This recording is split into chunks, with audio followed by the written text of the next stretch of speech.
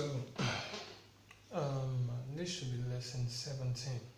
Now lesson 17 is just like level 16, but we are applying the knowledge we use in improvising in popular songs. So I'm applying it to Mary Had a Little Lamb.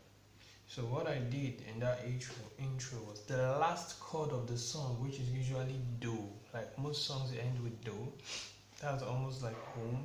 When you hit your do, you climb to the next octave. So its face was white as snow. Mi re do.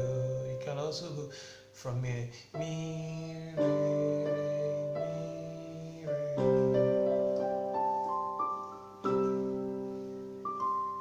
So just always climb with the last chord as soon as you hit it.